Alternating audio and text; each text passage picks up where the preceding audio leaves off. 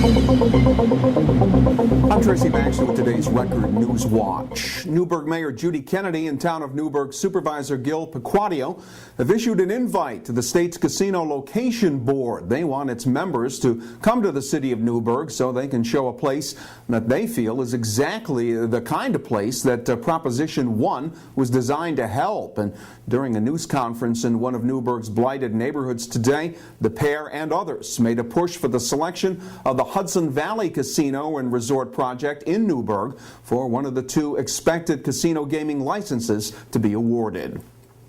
The Hudson Valley Casino and Resort is proposed for property in the town of Newburgh near the intersection of the Thruway and Interstate 84.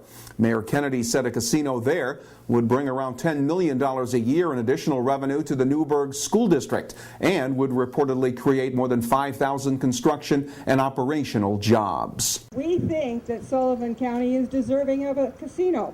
We know that there are challenges facing Sullivan County and that they could be well addressed with a major economic development project like a casino.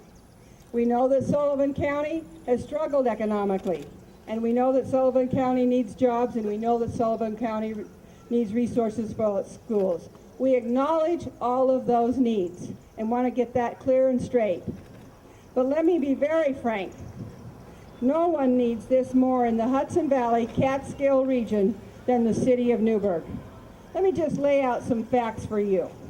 The city of Newburgh's poverty rate is 27.9%, unrivaled by any city in this region. This referendum was designed exactly for Newburgh, and we agree that Sullivan County deserves a casino project. The facts make it clear Newburgh deserves one as much, if not more.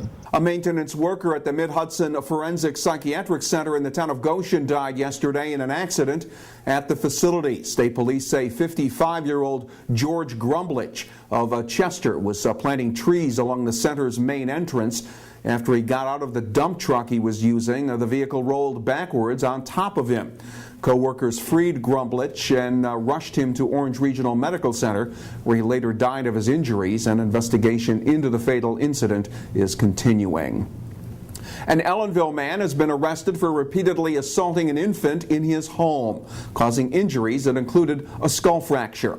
An investigation by police and Ulster County Child Protective Services led to the arrest of 21-year-old Terry Owens on 2 counts of reckless assault of a child.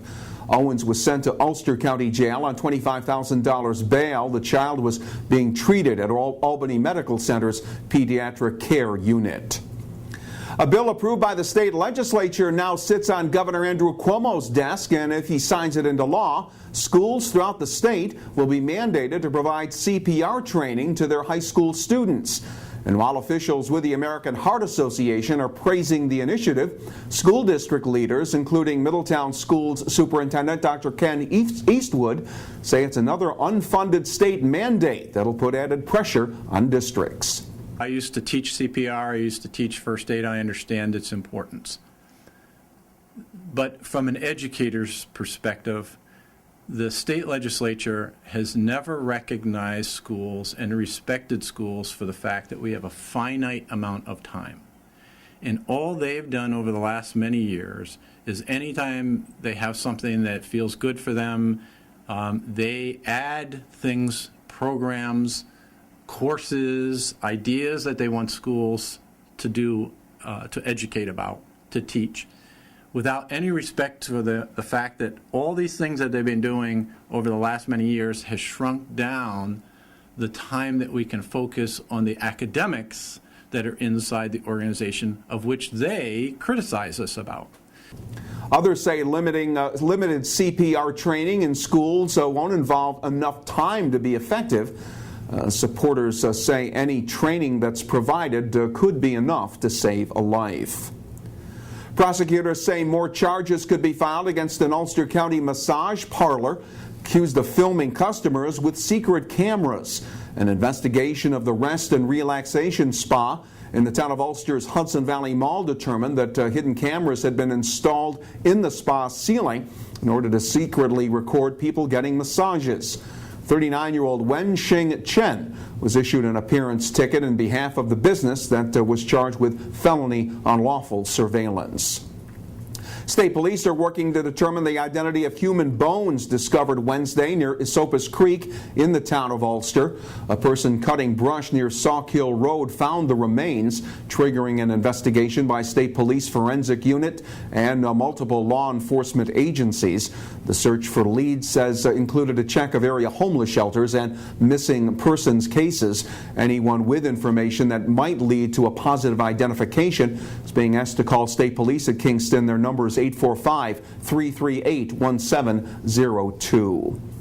Sullivan County's Welfare Fraud Unit has made another arrest. 51-year-old Gaudelia Arietta of Middletown is accused of illegally receiving more than $11,000 worth of public benefits by filing an application containing false information with the Sullivan County Department of Social Services.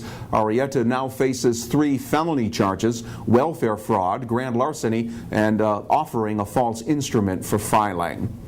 And the Army's looking for a few good men and women and anyone in good health age 12 and older. What officials at West Point want are volunteers, people who would be willing to play the role of incoming cadet for a day. West Point needs volunteers to help current cadets prepare for the new class that arrives July 2nd. The cadets will put the new arrivals through their paces on reception day. But first they will conduct a practice session on the volunteers Monday, June 30th that will feature the citizen volunteers. Academy officials say volunteers will be able to experience the initial transformation process from civilian to the military life of a new cadet. If you are interested, you can register by June 26th either online at www.usma.edu or by calling 845-938-8686. Some better weather in the forecast after today's rain. Friday will be partly sunny with temperatures reaching the low 80s. Saturday will be partly cloudy and cooler with a chance of a passing shower. The high Saturday will be in the upper 70s. You'll get caught up on what's happening when you start your day with the Times-Herald Record. And breaking news is just a click away right here at Record Online. For Record Newswatch, I'm Tracy Baxter.